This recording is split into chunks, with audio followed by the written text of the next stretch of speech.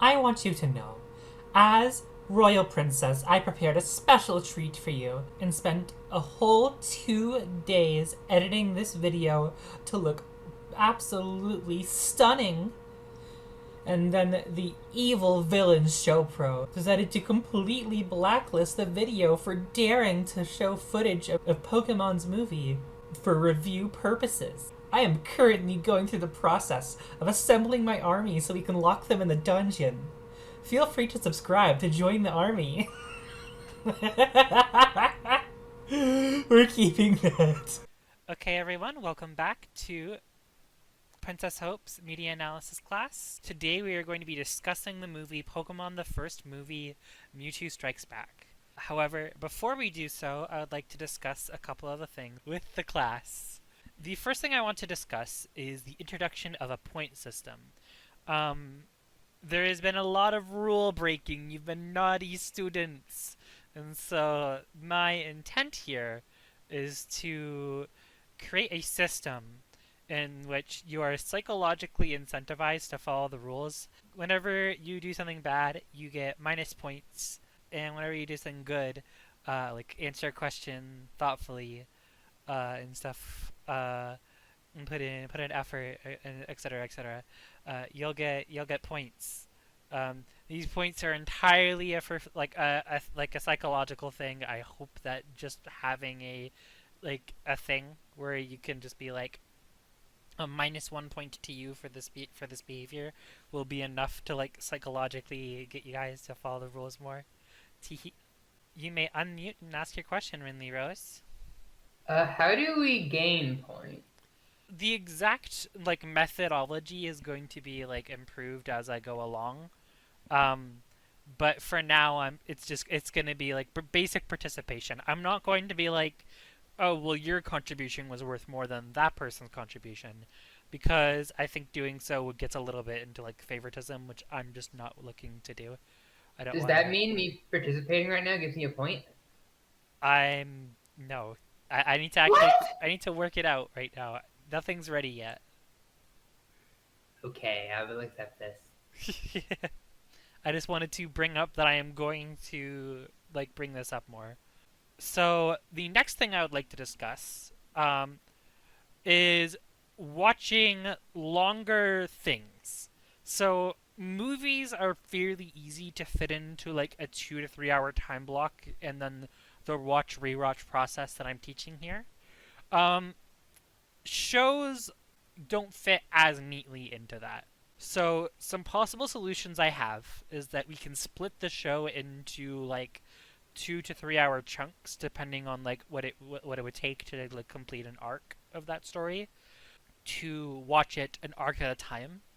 The good of that is that we we get to watch the full show, and we get to like fit it within our watch rewatch thing. The downsides of it to me are we're going to be watching the same show for an extended period of time, which depending on the length of the show might get a little bit old. That's one solution I thought of. The second solution I thought of is that, especially for shows which there's a specific highlight moment I want to discuss, I could stitch together some sort of like prequel thing to make it underneath that time frame and then do that. The downsides of that is that you're not really there might be information that I'm missing that you would change your worldview. I'm essentially priming you to view things the way that I'm viewing it. And I don't know I don't necessarily feel free to unmute Emma Dracos. What Princess is saying is that she does not want presumptuous questions or to tell us what to think. It is instead a how to think class. And in situations where, imagine if a really good lesson in a show about media analysis is episode 25, how long are we really going to watch an anime? Are we going to watch like a total of 50 episodes and like watch the entire anime, then watch it again with the questions in mind? That's not how this is going to go. We're not going to watch 50 episodes worth of content for a total of 20 hours when we have 2 hour periods. We don't want to schedule the next 10 times to get through one season. Mm-hmm. That basically we're Hope and I were also weighing that. Okay, how do we do media analysis if we don't understand the media we're watching, like context clues and such? Mhm. Which is why the couple hour chunks for a specific arc to be the focus was what we imagined would be better, rather than just hardballing it and basically downing a bunch of caffeine or milkies or whatever you personally have at home, like chocolate milk or soda, and just trying to get through the entire thing at once. Yeah, Most people can't do that. I think I'm going to be leaning towards the first solution, but if anyone thinks up anything better, feel free to let me know, okay? The second thing I want to discuss is, ironically, the exact opposite. How are we going to handle watching shorter things? That could honestly just be a one segment thing, maybe even, and maybe for weeks that I want to impart a specific lesson, it would just be we talk about the lesson during the one session, and then the next session we can do a shorter analysis, such as a song or like a meme or whatever, or an image. If you have any other ideas as to that, I'd appreciate that. We could also just add a bunch more, so instead of analyzing a single. Oh, okay. Rinley has a suggestion. Feel free to unmute. For stuff like songs, it could be fun if that was a kind of day where like, everyone brought their own song in to do in little chunks. Okay. That doesn't sound bad. A lightning round. Well, it wouldn't necessarily be like that kind of thing, because I still want to dig into like the song. Well, yeah, but just like compared to a movie, it'd be a lightning round, just because Oh yeah, that's not a bad idea. I like that. Emma Dracos, if you're typing something related, you can ask to unmute and you can talk. Okay. Adding to that, back when I was really young, my autism support group had, at the beginning, everyone brought a song into class of their own that we would play, and we would all make a drawing whilst listening to the song that everyone brought in orders. So it's like quick 3 to 4 minute drawings for about like 12, 15 minutes, and that might be like a tangentially related, just fun thing to do That sounds cute. with our friends. Okay. Like what does this make you feel like when you're drawing, and like no judgment, all that. Okay. Without further ado, it's time to get on to the focus of today's class. Here's how we're going to structure things. We're going to go question by question, person by person. So for example, don't actually do this. I'll say the first question was blank. Emma Dracos, what was your response to this question? And then I'll be doing this going in order, and then we'll going in order per person. If you have a response to what someone else's response was, I want you to write it down, because we're not going to address those, because after we've done all of the base 10 questions, I'm going to reveal my answers to the 10 questions. And then from there, we'll go into the response thing, and we'll do essentially like a, and then everyone will go through what they had in their notes, and then after that we'll have an unstructured conversation for however long it ends up going for. So the questions I made were for the movie, Mewtwo Strikes Back. Number 1, did you feel that your impression of the movie was changed by the additional prequel show? So in the theatrical release of Pokemon the movie Mewtwo Strikes Back, they cut a segment from the original Japanese broadcast that characterizes Mewtwo, that adds more characterization and context to Mewtwo's creation. And I wanted to, the intent of this question is to see if the inclusion of it changed your thoughts on the movie, because we watched it for the first time without it, and then the second time with it. The second question is, what do you think the thesis of the movie is? In our first class, we talked about the elements of a story, and one of them was the thesis. And what is the moral of the story? What is the thesis of the story?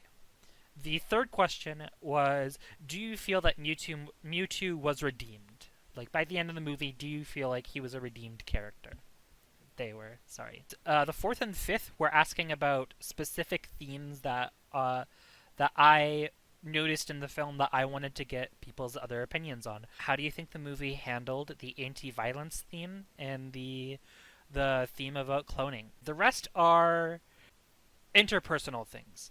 What was your favorite character in the movie and why? What was your favorite moment or scene in the movie and why? 8 was what was your least favorite thing about the movie? And then 9 and 10 is where we get to the real media analysis things. These are what I'm going to be these are what I'm really focused on. Number 9, if you could change one thing or scene or anything about the movie to improve the emotional impact of it, what would you change? And then number 10 was, what would you rate the movie out of 10 using this point scale that I explained in the first lesson? The point of these two questions, number 9, is this is going to be very difficult in the beginning, but as you spend more time analyzing media, as you start thinking about media more, you're going to start to notice what a piece of media is doing well and what it could improve on. And your feeling of this will change and improve. These last 5 questions will be the same in every analysis class because they're all important. So without further ado, Emma Noriko Drakos, did you feel your impression of the movie was changed by the additional prequel show? If so, why? Feel free to unmute. Absolutely, Princess. I will start off by saying, beyond just the intellectual capacity of how this changed the show, I think it added a lot more emotional capacity. Tiny Mewtwo is adorable, and I know this is a psychological phenomena of humanization, but it's I feel much more connected to their character now. Having Mewtwo communicate with the clones that later on I think are essentially reflections of the ones we see are, well, god damn. I love it. I love them having a history together that was sort of ripped away.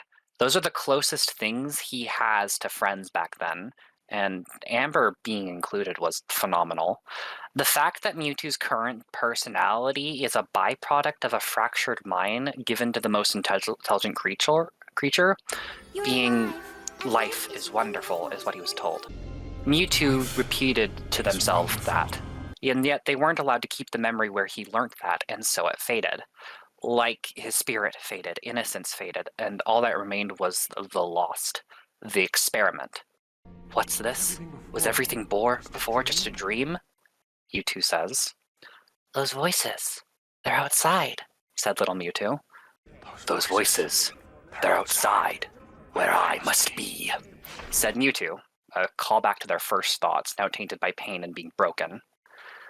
My daddy told me a bedtime story. When they're sad and they cry, their tears are filled with life. Has utterly changed the context for the finale. Having Mewtwo see that for himself, coming from Pikachu later on, is cinema. That is my answer. I'm not gonna lie to you. I didn't even make that connection. I didn't make that connection. That's really good. I like that. Okay. Right. Eli. Did you feel your impression of the movie was changed by the additional prequel show? If so, why? Yes, I thought it did change. I think the theme of identity was stronger when you first see Mewtwo next to the other twos and see that they were super important to them.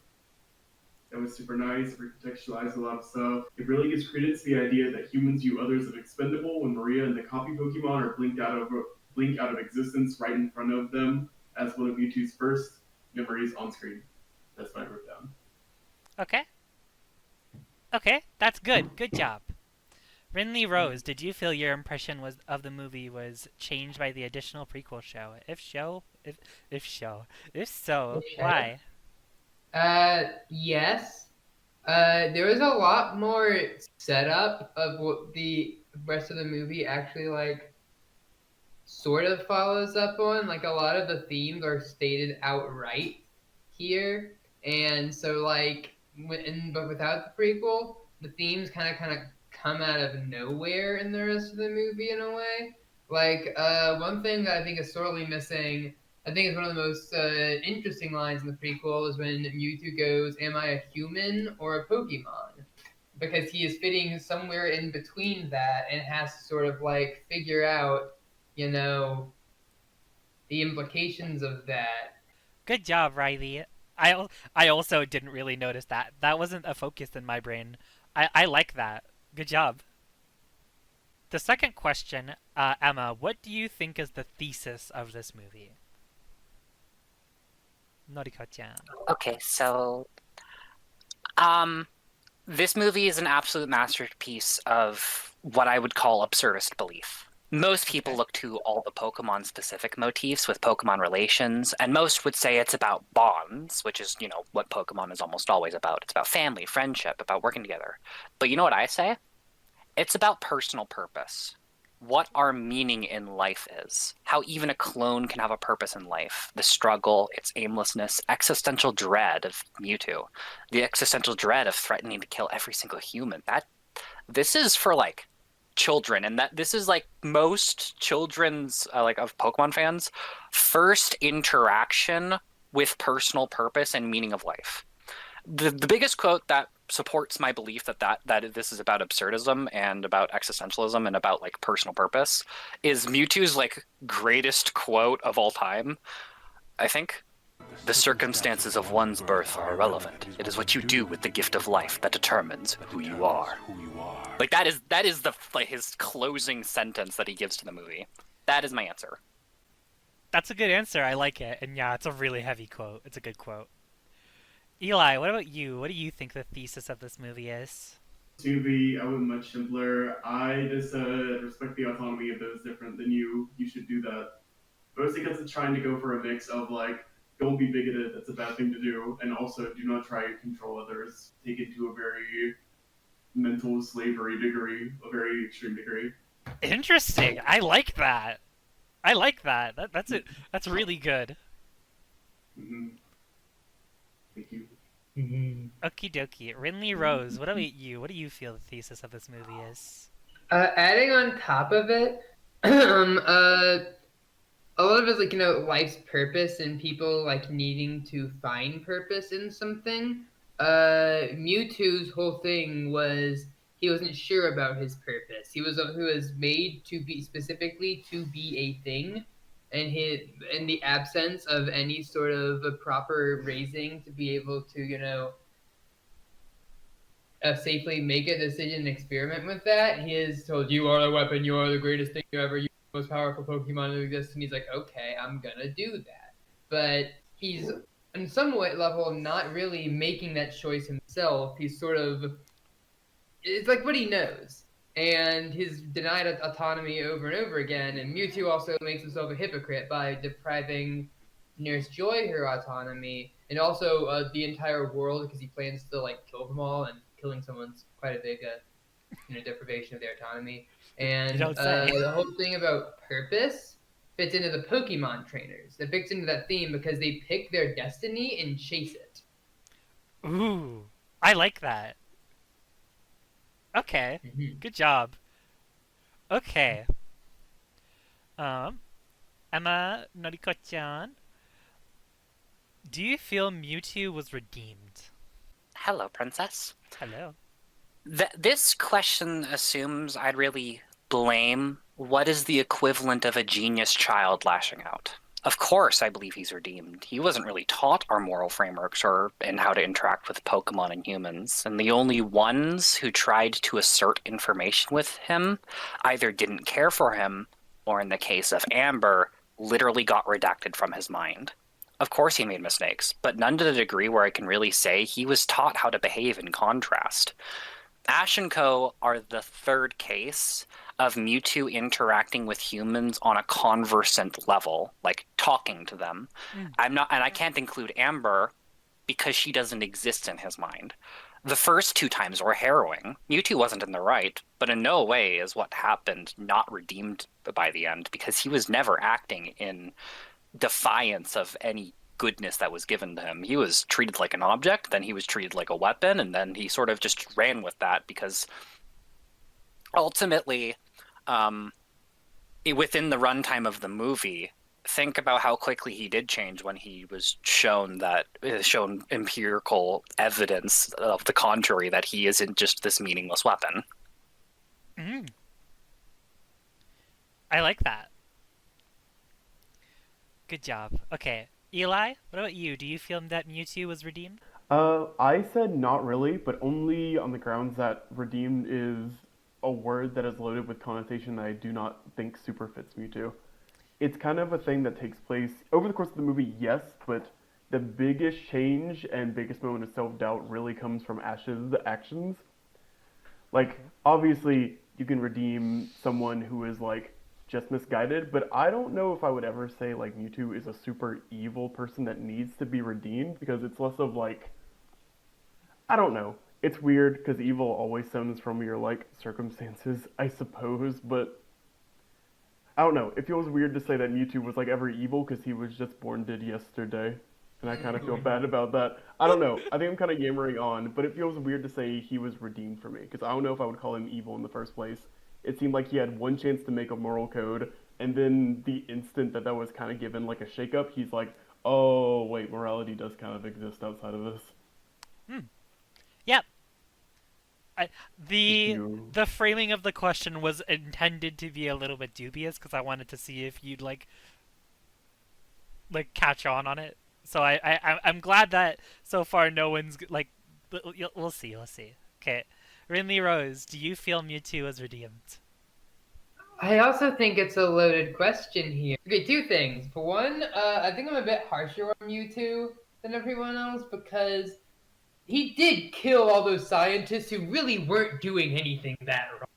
Like, they have like 10 seconds to explain themselves before Mewtwo was like, I will kill you. And like, he pretty quickly goes to, okay, my plan is mass murder of the entire world. Like, he jumps to that very quickly. And it doesn't really feel like the situation was crappy enough for him to immediately jump to that. Maybe if the scientists were a lot meaner, this is kind of how I read it. And at the same time, of course, he doesn't actually succeed in any of that, which is very good. If he had actually gotten even like a tenth of the way through the plan, it'd be a bit like, And also, at the end, I'd say his redemption isn't really like a answer and more of a beginning. Like, he just now sort of learned and is sort of on his journey to redeem himself or like, become someone good. But by the end of the day, his whole plan ends up being kind of a nothing burger. Like, besides, like, he brings everyone to his island. Nothing ever happens. He hangs out with all of his friends. So he's kind of still enough of a blank slate to sort of go from there. I like that. I like the multiple perspectives. Noriko-chan, what do you think of the anti-violence moral that was shown off in the movie? Well, Princess, Mewtwo lashed out at a world that did not earnestly welcome him. This caused him to harbor resentment and hurt others. The child that doesn't feel the warmth of the village burned it down to stop feeling cold. Yeah. We mustn't lash out at others, and we cannot fight meaningless battles. Sometimes it's better to sacrifice our pride if it means we can strive for better. They used a slow, soft song for the fight instead of epic battle music. This isn't a great epic battle. It's war without reason. Pokemon aren't meant to fight. Not like this. It's useless. What can come out of it? Nothing but pain. The song after, when they started to collapse, was gentle as well. The physical pain is nothing in comparison to lashing out with your voice only for your situation to not change. Pikachu hugs its clone when it starts to lose strength. Most people miss that. Yeah, that was a really good moment. What about you, Eli? What do you think of the anti-violence message in the movie? Okay, I do not have anything like super substantial to say. I thought it was very good. I thought it was very on the nose, but I think it's supposed to be. That is a-okay with me. One thing I did like is that I kind of love that there was never any like intention or any real purpose or any justification that the movie gave, like the narrative itself said for like, oh no, we're going to entertain the idea that they can beat Mewtwo's crew with combat. That was never really an option. It wasn't ever presented as an option. Like, even with the power of friendship, there was no, like, everyone gets a power up and we win because we're stronger. The clones are just genuinely stronger, and they only win when they're like, hey, we just proved the idea. And that's good. I like the fact that any other alternative wasn't really entertained. It was just kind of a necessity. I agree. It was good. I I like also like that. when Meowth talks directly to his Meowth clone and is like, you know what? We shouldn't be racist to each other. Yeah, I thought it was a very cute conversation. that was a good one. That was a good point. Okay. Rinley Rose, what do you think about the anti-violence message? I think it's really weird when Pokemon's whole thing is that they really want to fight. Like, Pokemon shouldn't fight. I thought that's why we're here. Hey, not like this. No, like, okay, but that's the thing, right? When you have to immediately add in a qualifier of how this is different than regular Pokemon fighting, it makes the messaging really confused. Maybe because I haven't watched the show. Maybe it's that thing. But it's thinking, well, yeah, they're not using their powers, they're just fighting each other, but what Machamp's always been doing that. Machamp's been doing this day one. So it doesn't really click. Like, I think it works in the context of the movie's might makes right theme, in which Mewtwo's philosophy is might makes right. I am the strongest, we are the strongest, so we are, more valuable. When really, true strength is strength in others, which is a good message. It has a lot of parts that work in theory, but it doesn't really make a lot of sense to the point where I'm spending more time trying to logic it out in my head instead of engaging with the theme. Okay. That was a common criticism at the time, and it's definitely a fair one for like people that aren't as familiar with Pokemon as a concept. Noriko, what did you think? What did the movie make you think about clones and cloning? Hello, Princess. It further supported my belief that cloning requires proper ethics, and to raise the clone, that is a sentient mind that needs nurturing, education, and much more. And cloning cannot be a substitute for our grief. It is a fact that most people's dreams and nightmares originate in the location that they grew up in. For anyone that, has the REM sleep cycles, where even if I myself have lived in this new house for a good 5 years now, and 90% of my dreams are back in the locations I visited when I was a child. It is a formative memory, and Mewtwo's imagination as a clone is going to stem from that test tube. Please let my theories be true. I must see my little girl smile again. It's not about what's good for the clone person. It's about their own need to have something back. And when Amber was gone, all that's left is Mewtwo. He stroked the screen as if caressing an actual child, slowly and with care, as if he could reach his little girl through cathode screens and wires. Everyone here is a copy. That's why there's a 2 after our names. They call me Amber too, but I'm still really Amber. That's a little girl. We put a label on her, but that label doesn't change the fact that's Amber. And away isn't Amber. These humans, they care nothing for me, Mewtwo says, and it shows how their failure to nurture Mewtwo turned him resentful. The clones cry like we do. They feel, they rage, they hurt, and when you give too much intelligence to a creature before you teach them emotional balance, you essentially create a monster. And this is not just occurring within clones. This has happened to real people. Psychopathy is something people can be born with. Sociopathy can be born with, or it can be taught to someone by damaging them. And that is essentially the number one sci-fi horror of cloning, is like, all right, we created this AI, or we created this clone. Oh god, it's murderous now. You have a lot more thoughts on this particular topic than I do, and those are some really good thoughts. Okay, Eli, what about you? What are your thoughts on cloning? And how the movie made you think about cloning? I think cloning largely is set dressing to discuss like a more philosophical clone rather than talking about anything like actually biological, which I think it's fine. I mean, it still goes hard. But I think it's mostly just a vehicle to make a point about like identity, who's a real person. Does it matter if you are like quote unquote fake, if you also have like real thoughts and desires and stuff like that. I think the theming of clones and cloning does largely come from like other than evolution being a large theme in Pokemon, obviously. I'm sure like at the time there was buzz around like headlines about cloning because Dolly the sheep was like a year before, blah blah blah stuff like that. So it probably inspired like the thematics and the sort of like aesthetics of it. But like obviously it's not like real life cloning. It doesn't look like that, but like that's fine. That's a okay. I think it's I still think it looks cool. Okay, Rinley Rose, what about you? What are your thoughts? How did the movie make you think about cloning? I kind of feel similar with Eli in that, and also I think one of the main things of that is that like the idea that like a clone having a soul too. In fact, it's pretty much basically textual with the prequel scene. It is just textual that these clones have souls, and by extension, have certain worth. Like by nature of their sentience or sapience or whatever, they have this entitled to the same like rights and value as non-clones. Noriko-chan, who was your favorite character in the movie and why?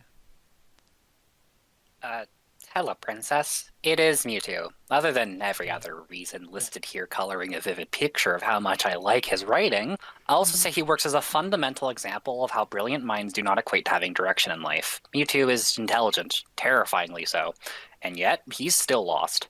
You brought me into this world to be your slave, with no more purpose. Like, ultimately, Mewtwo both works as a personality and as a writing device. He both segues the plot, he pushes multiple narratives, and also like as a character, I just like how he's characterized. Mm-hmm. Yeah. Yeah. Fair. Eli, what about you? What was your favorite character in the movie and why? It was Mewtwo. I mean, I don't have any deep reasoning for it. Mewtwo just went hard, and I do not have the context of watching Pokemon while I grew up to really care quite as much as Brock, Misty, or Ash, although I am an Ash fan. So it was Mewtwo. Mewtwo goes hard. I like Mewtwo. Fair. Rinley Rose, what about you? Who was your favorite character in the movie? Joining in the Mewtwo bandwagon, cool. Yeah. He's got a lot of themes to him. His voice is cool. Yeah, he's pretty neat. He aura farms quite a bit too. Oh, At yeah. moments, aura. He is cool. He's a cool guy. Okay, Norika, what was your favorite moment or scene in the movie? All right. Princess, it genuinely has to be Tiny Mewtwo. Even though this isn't even in the main movie. Still... It's part of the movie, but yes. An exploration of their mind and the beautiful inner world they had with the clones before the others faded, and when they faded. Amber was earnestly most impactful thing to me in the entire movie, and colored the rest of the movie like if a painter discovered the color blue. That is period reference. That is my earnest opinion. Like, Eli, what about you? What is your favorite moment or scene in the movie? It split between prologue, the entire prologue. I felt that was kind of unfair because that's kind of like a collection of scenes, but that is probably my favorite. Other than that, I liked Pikachu trying to zap Ash back to life. That was very sad. It was the most evocative scene for me. That was a really heavy scene. That was a good scene. I know, that was sad. Rinley Rose, what about you? What was your favorite moment or scene in the movie? This is gonna be very generic, but yeah, it's that scene. Legit, like I wish the entire movie was like that. The moment Ash showed up, I was like, oh man. Now it has to be this, and not like hype moments in Aura. That's fair. Noriko, what was your least favorite thing about the movie? Hi, Princess. I have a boring answer, but an honest one. Go ahead. Not including the prequel and thinking the movie was made better by making Mewtwo ambiguous and seem more evil. honestly translated to a lack of characterization and cheapened him more to a plot device. I don't think anything within the movie's actual content is worse than the decision to cut the prequel for most watchers that actually saw this. I did my research on this and I realized most people didn't see this part. They Yeah. didn't get the version I saw. This And I is- think that is the worst part. It is really unfortunate. It's a really good scene. Eli, what is your least favorite thing about the movie? This could be a scene. More on a character, structural. Yep. Yes.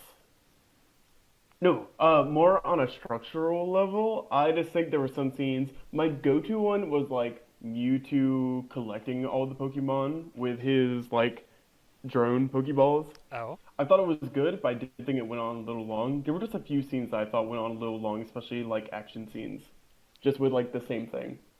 Not that any of them were like a problem. I just thought there was a little bit of padding, and I didn't find any like super big other weaknesses. It was just a bunch of little things.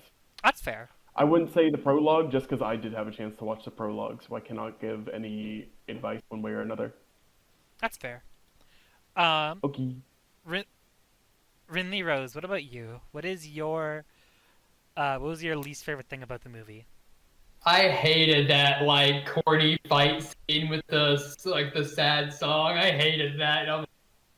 That's fair for someone who didn't really buy into the anti-violence theme. That particular scene is probably high in your annoyance list. I can Like understand. it drags on for so long too, and the song doesn't really. It just feels like a weird choice.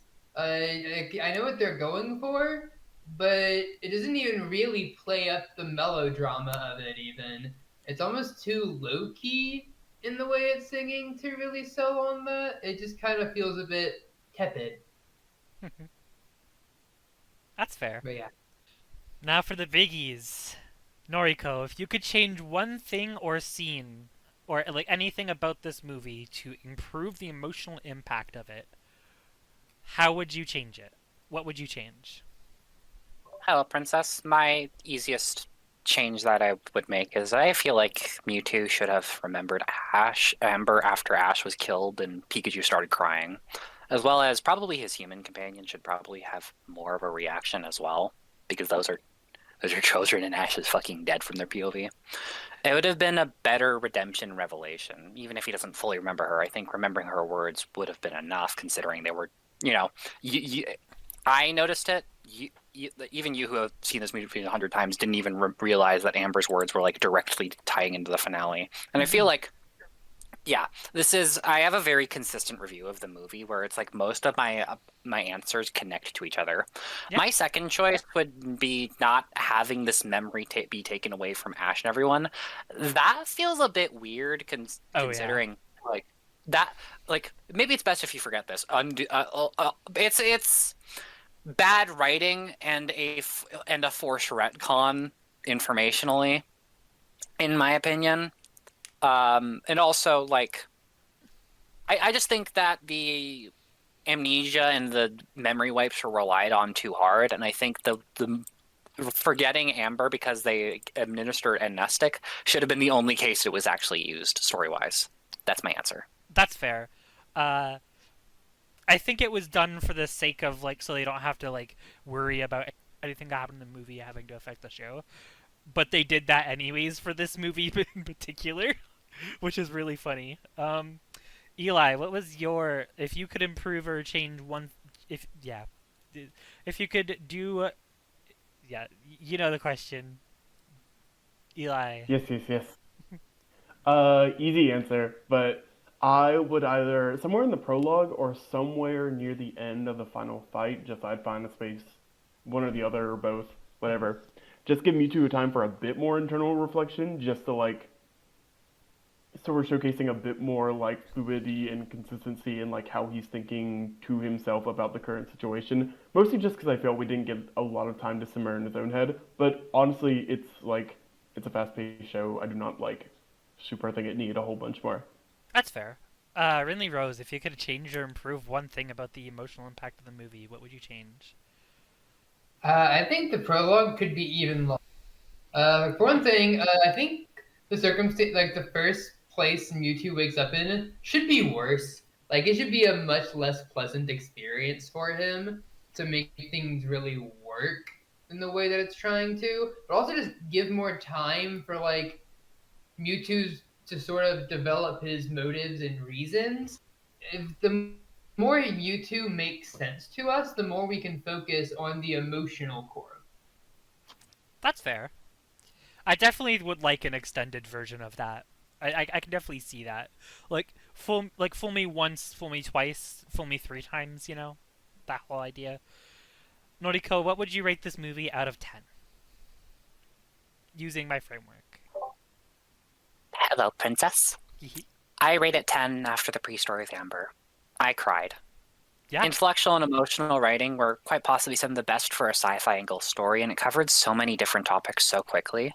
Most people handwave Mewtwo's utter lack of direction in life, but to me, Mewtwo's nihilism being the reason for antagonism after his existential beliefs were responded by being reduced to a mere tool, and things were resolved, was great. The display of the difference between Pokemon fighting as a sport and the cruelty and pointlessness of the clone versus original fight, the fact that Pikachu and Meowth refuses, just telling their clone, no, there's no point to this. Mew's playfulness in response to Mewtwo's vehement need for a purpose. Mewtwo, upon seeing Mew, immediately grasped for a purpose he was given to prove he's better than Mew, to prove to himself he isn't pointless. And even after everyone else was tired and the fight stopped for the clones, essentially, Mewtwo was still out for blood with someone who is essentially trying to play with him for fun. Like, Mew is giggling and Mewtwo is trying to murder him. Like, Yeah. this isn't, this isn't a battle where one Pokemon tries to feint another. This is, I want to kill you. It's like that. Because that is it's like what that Mew's designed meme for. where it's like Mew is just playing. It's just like, I fucking hate you and I hope you die. Yeah, it's like I like toys and playing and sweets. You piss me off so much every day. Eli, what would you rate this movie out of 10? Hello, I would rate it a 6 or a 6.5. Not out of any malice, I did like it. I thought it was good. I just, without further context, and I don't know, it's not my type of movie. I did like it though. Okay, what makes it above average for you?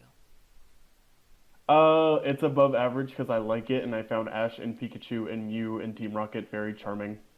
Okay, what makes it not good for you? Uh, Because 7 is where we start getting into the is good 7 range, the if you break remember. point for good? Yes. If 5 is average, a 4 is below average, a 6 is above average. 3, 2, and 1 is where 3 is bad, 2 is terrible, 1 is outright offensive. 7 is good, 8 is strong, 9 is amazing, 10 is a masterpiece. Okay, I forgot the exact verbiage. Maybe bump it up to 7. I'm not quite sure. I need to do some consideration. Yep, that's fair. I imagine you Yes. two are pretty busy. Rinley Rose, what would you rate this movie out of 10? What is a 6? Above average. Yeah, I'll go with a 6. For the record, just so you two are aware, the intention was for you two to write notes during the movie and then formulate those notes into sentences so that when it was time for this, you would have like prepared sentences. Oh, okay. I was kind of ad-libbing based off of my notes, because that's what I Yes. usually do. I know. I am just explaining because I figured out that's what was happening and wanted to feel the need to explain. Okay, everyone, it is my turn to explain my experience with this movie. So, as you guys know, this movie is very important to me. It's very special.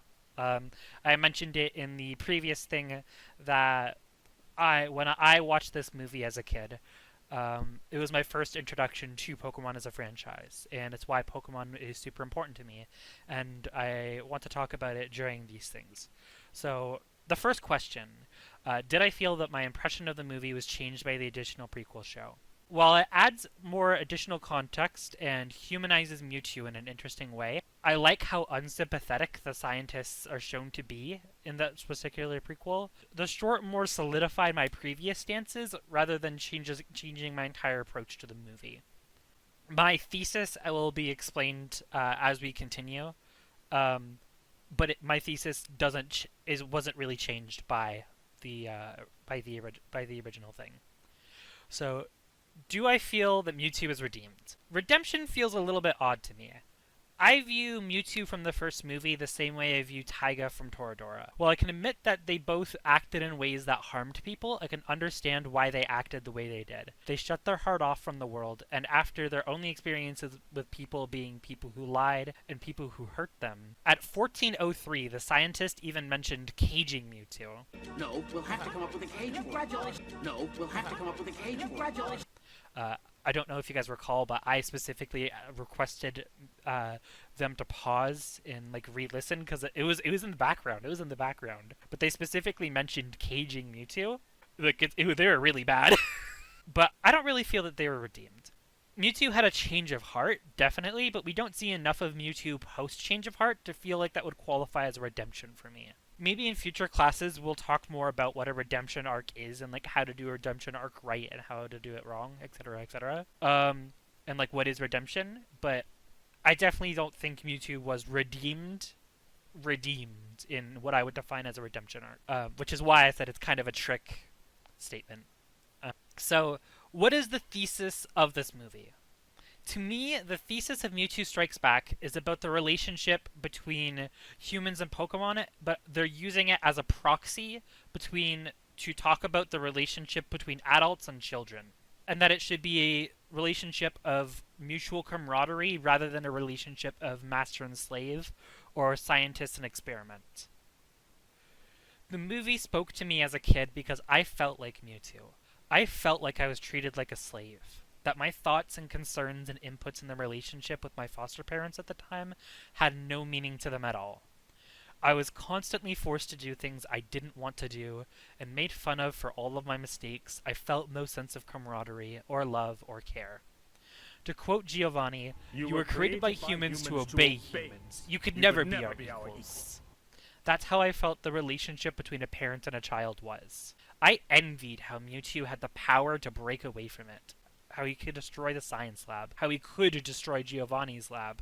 I was not born a Pokemon, I was created. And my creators have used and betrayed me. And so, I stand alone. It's very understandable why Mewtwo, with their only experience with Pokemon trainers being abusive, would assume that all situations were like that, and thus would seek to liberate Pokemon from humans. Every trainer is openly hostile towards Mewtwo. Before Mewtwo's motives or plans are even revealed, just the existence of a Pokemon claiming to be a Pokemon Master is enough to send them up the wall.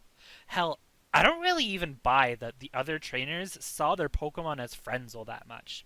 During the course of the movie, the other trainers only really use them as tools for battle, and they don't emotionally react to them much outside of that. They don't treat them as living creatures. The foil to this, however, is Ash. Ash's relationship with his Pokemon on screen is much more than just master and slave. We see how he cares for Pikachu and the rest of his squad consistently. A part of me thinks that the reason why Mewtwo scouted specifically Ash is because he saw this. He saw Ash's care for his Pokemon, and that's the reason why he got recruited rather than his strength. Mewtwo initially paints this as brainwashing because that's a fair assumption for Mewtwo to make. But it wasn't until the end when Ash does something truly unthinkably selfless, sacrificing himself just to put an end to the suffering of all of the Pokemon they were going through. Not just his own, and not just as tools for a battle, but as friends. That Mewtwo had a change of heart. And my thoughts on the anti-violence moral. A lot of the people complain about the anti-violence message in the movie because they think Pokemon battles are fighting and this is also fighting. Those people are stupid. There is a difference between a boxing match and a gang fight. There's a difference between a sport fight done for the sake of competition and a gang fight meant to prove a point. The violence that the movie condemns is the latter. So what do I think this movie has to say about cloning?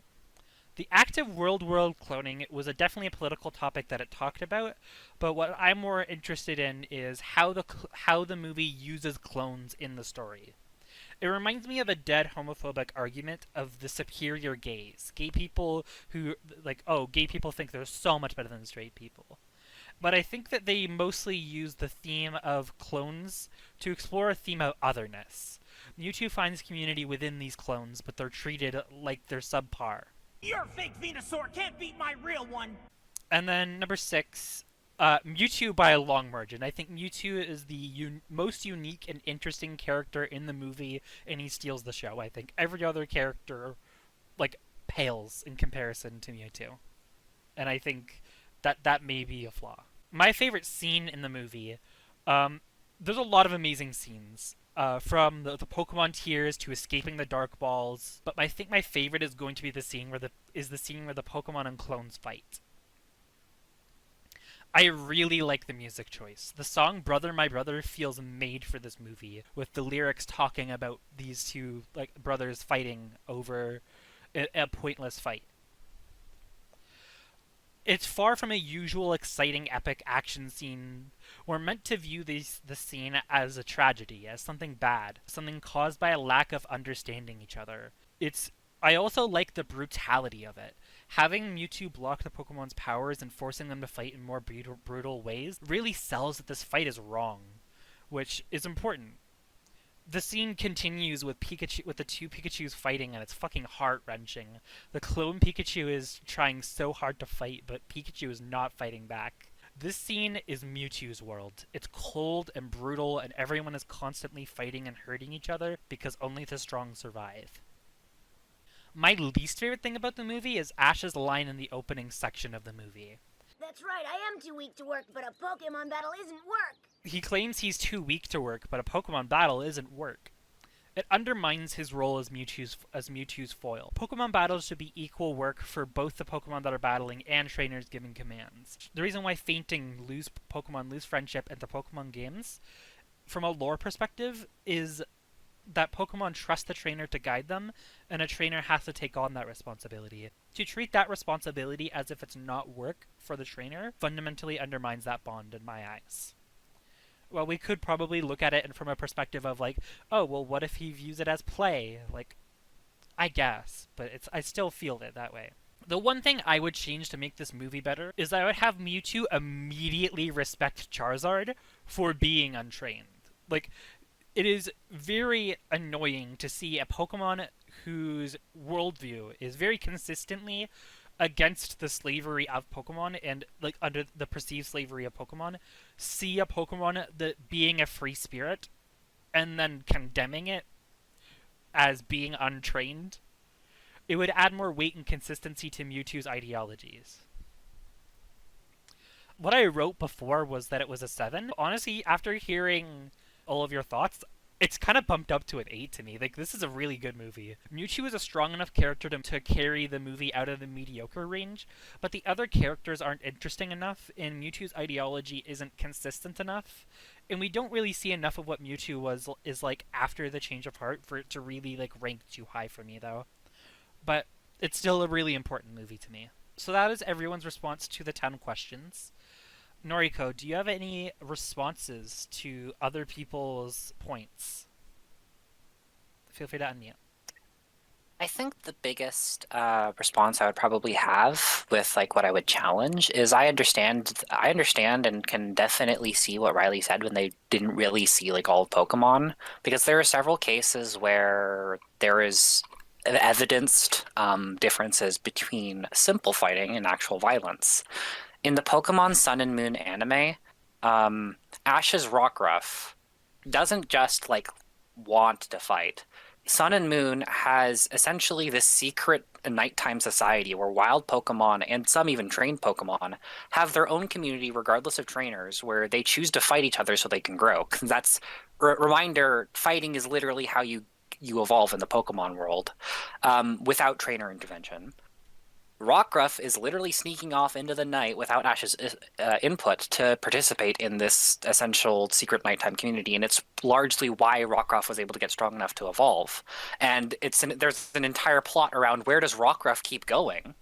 Another example of the difference between actual violence versus simple fighting is, well, I could go to 2 examples. first up is Team Plasma. People try to think that Team Plasma is a straw man argument against PETA explicitly, but it also has its own narrative weight and importance, where it shows that there are people that do believe that Pokemon shouldn't be fighting. And essentially, that's like imagine breeding a dog and then giving it like a fucking facial deformity and never allowing it to be properly healthy within its own biology. That's essentially what trying to prevent Pokemon from fighting does, because Pokemon fight consensually, and if they didn't want to, they just wouldn't. If that makes sense. There's a reason why wild Pokemon challenge trainer Pokemon. One, in the very first season, it is shown as jealousy, and two, it is also expanded upon that, like, oh, that's a trainer Pokemon. It's stronger than regular Pokemon. I want to get stronger, so I'm going to fight them. Pokemon are Can I say something? positively competitive. Notably, Yes. Notably, their Pokemon trained Pokemon are stronger because they've had the guidance of trainers. Though, I want to point out, all of this evidence is not coming from the text itself. You're taking it from the other things within the franchise. So, I can understand why to her, like, the confusion is there. That's what I said. I began this by saying I understand you saying you haven't really watched them, because that example of wild Pokemon simply wanting to challenge trainer Pokemon by default and also fighting each other, that is season 1 content, which is actually like in the timeline before this movie, like before Charizard even evolves to full.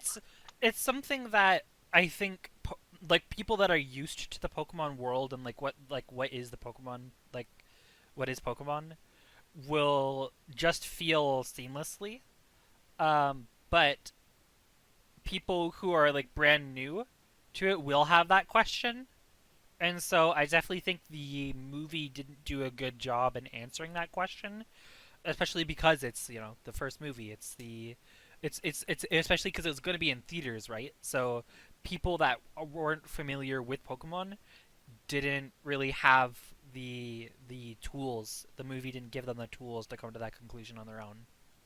They kind of had to like state it outright. And I can understand seeing that as a flaw. I kind of both ways about it, but I personally am like, yeah. Also make an example within the context of the movie if you guys want something more focused. Sure. To challenge this. Within the context of the movie, we could also just use Mew versus Mewtwo, regardless of all the background details. Mew is Pokemon in nature. They fight for fun. It's giggling when plasma death balls are being thrown around, and it doesn't really... It doesn't have any returned genuine hostility. Mewtwo is a unique select case of malice and violence that isn't really present in Pokemon battles. Like Mewtwo is one of the strongest Pokemon possible. It's trying to kill Mew, and Mew is still trying to have fun.